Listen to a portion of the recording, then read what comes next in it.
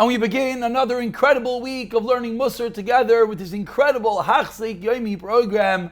We're holding in the 11th chapter of Mesilas Yesharim, slowly and meticulously learning about each and every fine nuance and detail that we have to be careful about, ranging from desires and lust to theft. And finally, we're in the middle of discussing how careful one has to be with his words. We concluded last week with discussing that words and advice, when someone asks you something, how careful we have to be to give him the appropriate advice for him. And this week we pick up on page 211, the Artscroll Mesilas Yesharim, in which he teaches us a different type of nikiyas, of cleanliness in talk. Says the Ramchal, Rechilos ve'lashain hara. Rechilos and lashain hara, disparaging speak, being a gossip monger, as we all know.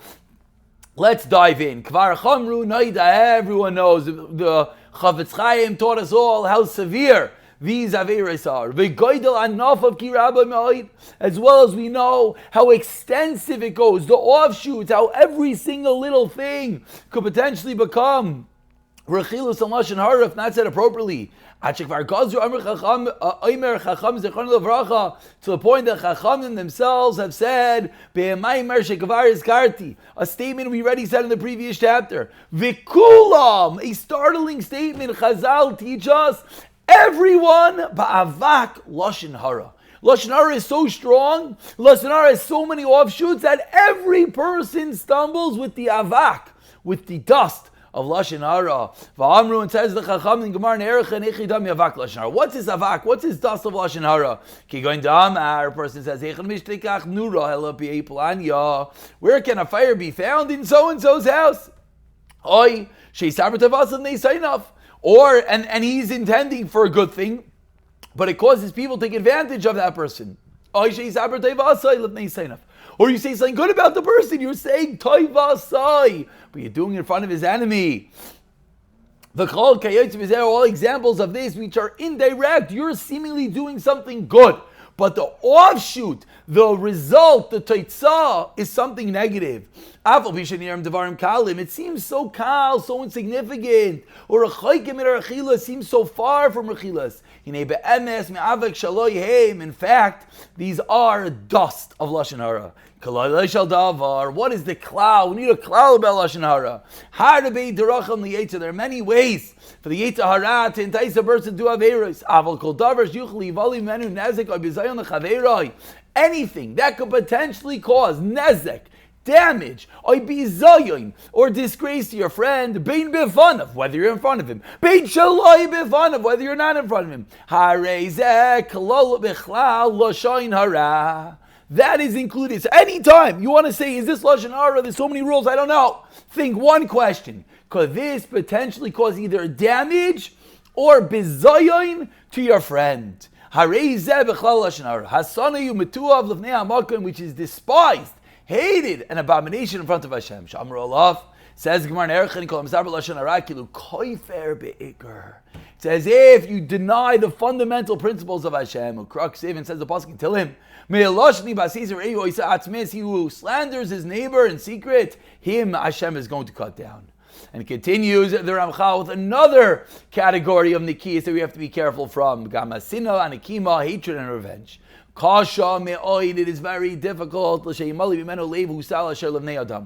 very difficult for the foolish of heart of human beings to avoid hatred and avoid nikima, revenge. A person is very sensitive. The human being, the nature is, we're such sensitive beings. And he suffers a lot of pain. And revenge, listen to those words of the Ramchal. He understands human beings. They're mituka midvash, sweet revenge, says the Ramchal. It gives him menucha, it gives him comfort from all the pain that someone did to you. You take revenge. Al kain, therefore, since it's mituka midvash, since revenge is so sweet, if you want to have the koyach, the strength to give up that which naturally he feels. Deep down, you feel you want that revenge, and to go above and to be niskaber and to not do that. The yaver al midaisav, you have to be over your midais. You have to overlook that which is natural to you. And not to hate someone who brings out hatred in you. And not take revenge when you have the opportunity to take revenge. And not even to bear a grudge in your heart.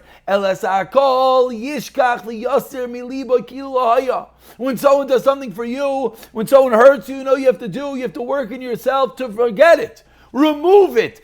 Take it away. Flush it out of your system as if it never happened. Chazak v'yamitzu. You have to be so strong in your own self-control to be able to do that. Listen to those words. Angels find such a deed easy. They don't have these character traits. Not by mere human beings, earthen home dwellers. Of course, it's so difficult. However, it might be difficult. But Hashem has taught us, and they're open pasukim. You don't have to explain them.